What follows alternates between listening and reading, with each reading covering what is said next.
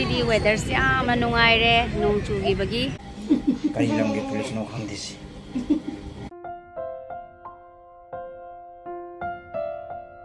Khurumjari mayam ngasidi dung meradagi haure sida zoba ko chuma makhak sa lamme siwina hapage. Leitabani areba satpase ising langdre hainabra nompok langbre hainabra asisu hapselage. Malikasu amani sali si malikasisu hapselage.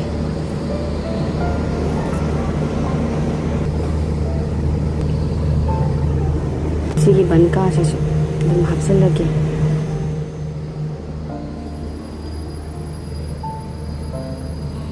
Leizaba lei hapsari haitare asat pa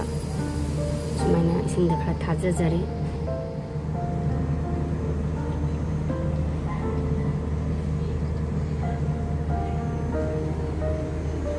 Masidi weather siya manungaire nung chugi bagi ana itani isda kanna sanari school gi exercise haitare ko school to bodo ada moi kanna tawri mapan se ingaga ko hojik se am nungaire park sida mi se aduki matik leire tu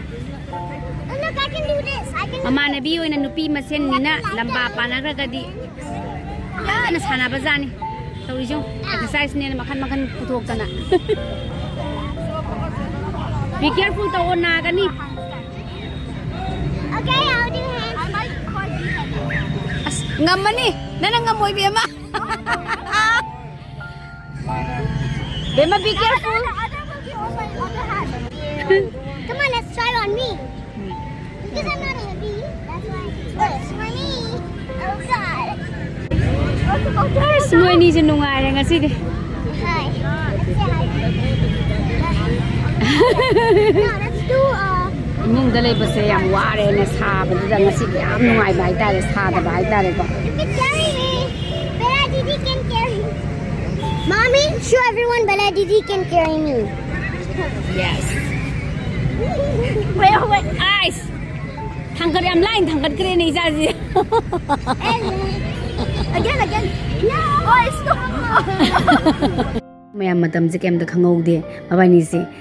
school ju pulle van ju pulle aduga leiba ju side leiye bako yam pingai dagi be mana nursery ka bada mana class kg ka bako amana tawe adu angang wai ngai dadi na class kya kai aina class su adu kai haiba hangna bana ta ban khangna de bako mu kan amda ben si dum pula japani nungti ki dum khangna bako adu angang wai nari bani na wari watai sana ba ju haitri ba haitare matam no dadi hauti sum amana huji class 2 ni amana class 3 ne bako sum tongminara bani na chahi ki sum tongminara mina bani ji wari ju nungai re sakmai ju phajana khangna re bako hanadi urarga su ma kanano haiba du khangna da ba haitare angang wai nari bani na hauti moi ni je phajana khangna mina naksun na bani na ko moi ni je unada da laiba ngamna dare bu khangbra Jagi samagi project work ne na pirei je mama mapa gi ni ki chai ri me am tu pa leite ki tong no hona bada si phanam lo sila bani si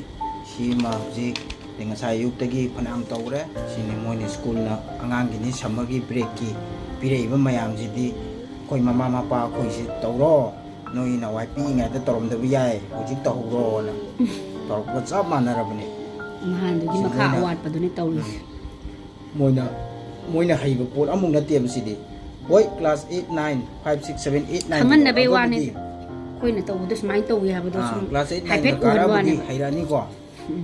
aduna tradi sidi ji class 1 2 3 sidi aibe wani kono khatang yeng ba su ya da mina sani ye aga masa da ju uhan be wari ni da mo na di hairoi koi taw haibe ne ba sidi fare adu pale tamne tawre lo shle si mane si mane si leire police ki je si be mane se ma police oni nge ye to gi ma gi police ki to ma idri si ma ido wali ma to na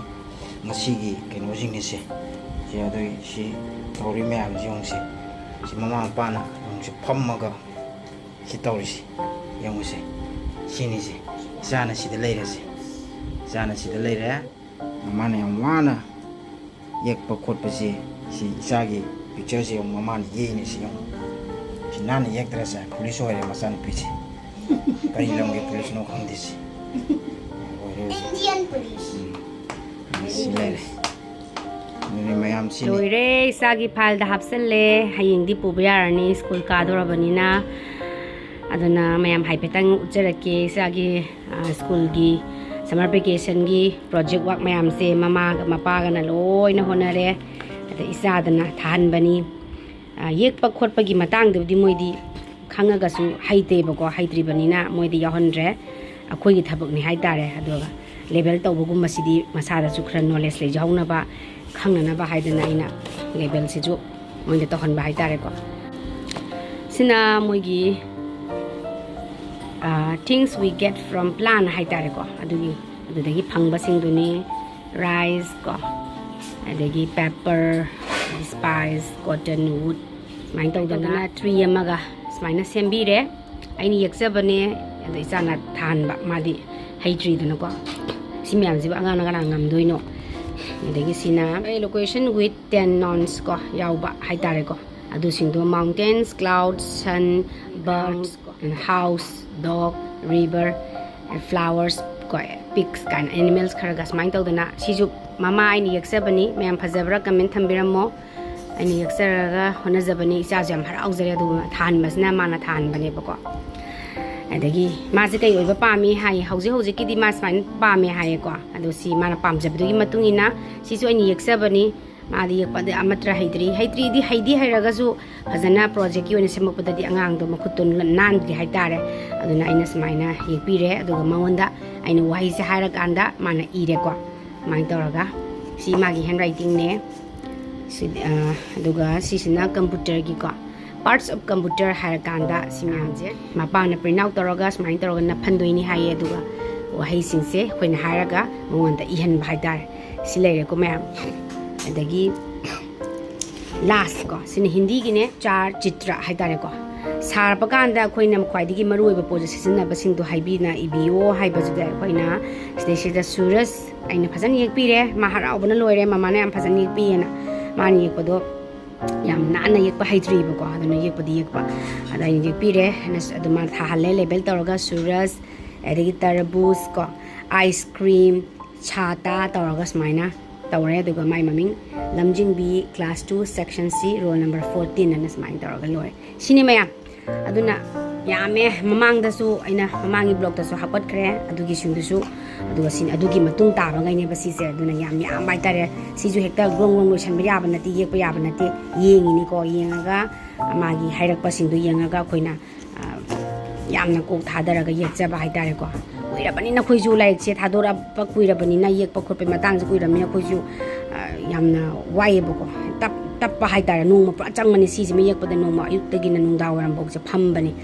main tawe ma'am aduni ngasi gi blog se main tawe isa gi som hayeng memory oina bana adum aina adum memory oina bana adum aina isa gi happy ba haitare ko si jare